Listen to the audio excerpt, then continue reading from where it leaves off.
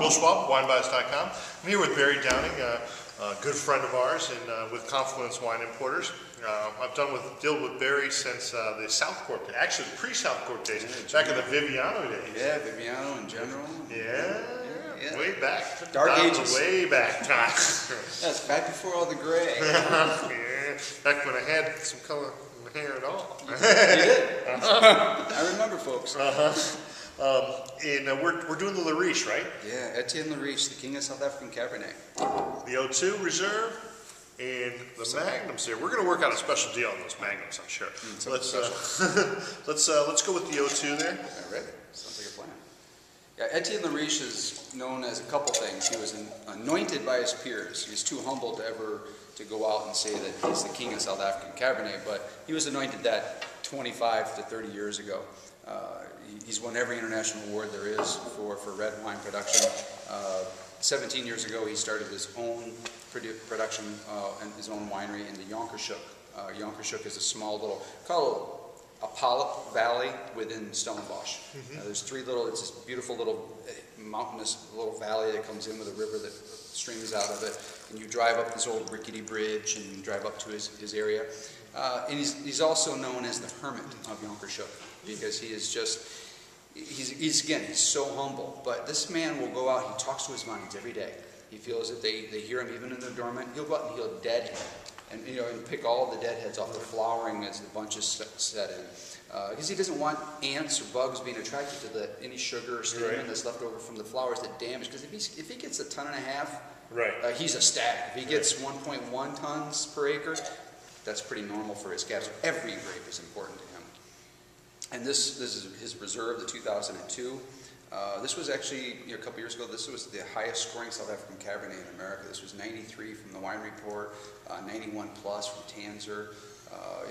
Again, we don't drink points, but when you're making about 850 cases, you need a point of differentiation with Cabernet because there's so many great producing countries out there. Well, I really like his style. And his style, I've had those wines many times. It's sort of a deep, raisiny, sort of pruny thing going on to it. It's not that bright, high notes of fruit. It's that creamy, rich sort of fruit to it. And I'm going to pour myself a little more because I just love this stuff. It's got a little bit of age to it, it's the O2, but it's still rich, it's still intense, and very opulent. It's got a little bit of smoke to it that says South Africa. It's Stellenbosch. Yeah, but that's its point of difference.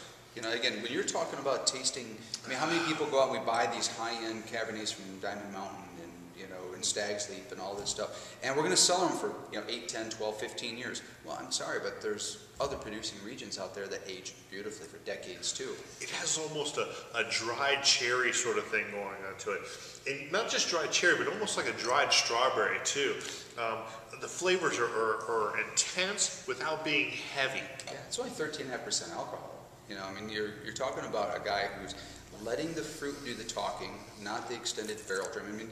This reserve will be fermented in 1700, circa 1730 fermenters. Old fermenters that when they came out with concrete, they reconcrete, and every 2 years they reseal them with wax, and then he'll cap this over top where his estate cab, he lets open air ferment. But he'll cap this over, and he does everything by hand.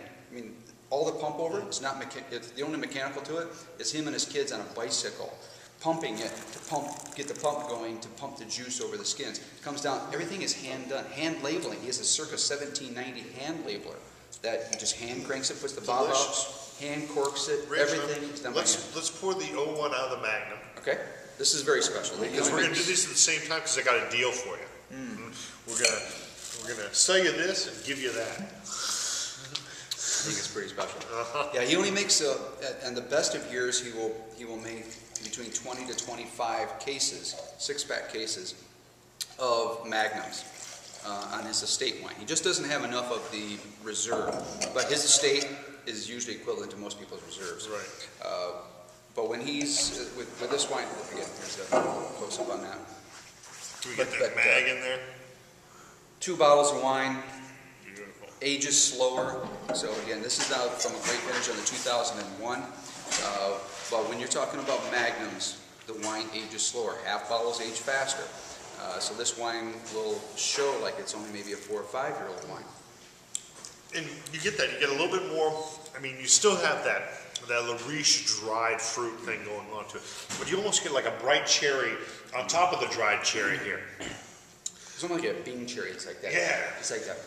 Yeah. Sort of cherry to it, definitely. Now, what were we looking at roughly on price here, Barry?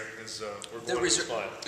Typically, his reserve Cabernet is one of the more expensive wines from the region. Usually at that, $50 to $55 retail price point on this. What we're talking on here, we can probably get this one going for you guys at $29.99, $30. $30. So you're talking about half off. We're doing half off on it.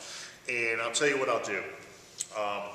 And this is usually 70, 75 because they're so rare and so unique. Right. But yeah, and I've got limited supply, of course. It only makes 20 cases of these. Right. Well, this is going to be at that price. I'm sorry to say, it's going to be impossible to drop it much below that if you just want to buy a mag. And it's incredible. It's a great mag. Bring that to a Christmas party. But I think what I'm going to do, because I have a small amount of each one of these personally that I have, and just to get this in people's mouths, buy a 6-pack, and you pay for the shipping on the 6-pack, and you pay for shipping on the mag, and I'll throw in the mag. Tony, is that crazy? No, we can do it. Well, hey, I lost my mind? It's your store. It's your business. But hey, we'll have to explain it to him a little more, but that'll work. It's your personal line, so I mean, you do what you like. You and I have been buddies a long time, so I think, Well, I might buy a case just. Well, I think I got a 6-pack of this from you for my wedding a few years ago. And 7707. Yes, indeed. And then I know I drank a couple. I think I've got a few more left. And if you're willing to step up to the plate for a 6-pack here, I think I've got 4 left. The first 4 people will step up to a 6-pack. I'll give you a mag on me. Wow. And minus the shipping. Minus the shipping. You have to pay for the shipping on the mag. I'm not totally insane. But don't play Monopoly with them either. It's a tremendous juice, and 2 reasons why I'm doing that. One is you haven't lived till you taste this wine. It's unavailable anywhere else in any kind of format. I mean, there's no retail available on this. The only people that have this are a few of your top end restaurants across the country on their reserve. And actually on both of these. It's just not popular. And second of all, you've got to taste it. And I want to encourage people to try this wine. It's been such a tremendous winery, such a great producer for so many years, and it's really a unique style. And if you like red wine, if you're drinking Amarone, try this. If you're drinking Old Bordeaux, drink this. If you're drinking Super Tuscans with a little bit of age to them, drink this. What else could I say to you? If you have some old Australians, and I'm talking old Australians in the 70s and 80s, Penfolds Grange, Darnarnberg Dead Arm, drink this. You save yourself about $400 a bottle. Yeah. And they're very, very similar styles. If you could get them. Yes. Well, I mean, there's not a ton of this. No, it's just not. I mean, his style really reminds me of, well, you and I have both been fans of the old lunch bag for a long time for the value and everything else. But yeah, Riche. Lynch Bosch, I'm sorry. Lunch bags. Yeah, it's inside joke. Exactly. So, but Etienne Riche, he's the 11th generation South African. But when the French Huguenots settled there in the 1670s, his family settled there, and he still makes wine in Bergerac with his ancestral home there. And he goes back and he makes wine with them every year, and he's made wine all over the world. Bergerac is a little area just outside of Bordeaux, makes very Bordeaux style wines. And so he's still really tied into that thing, and that is his style. I know this was a long video, and you're probably getting tired of watching us by this point, but we are doing 2 wines. It's a tremendous deal. We're going to fire it off ASAP, and we're going to give you the opportunity to get some great wine at a steal price. Bill Schwab, Barry, thank you very much. Thank you.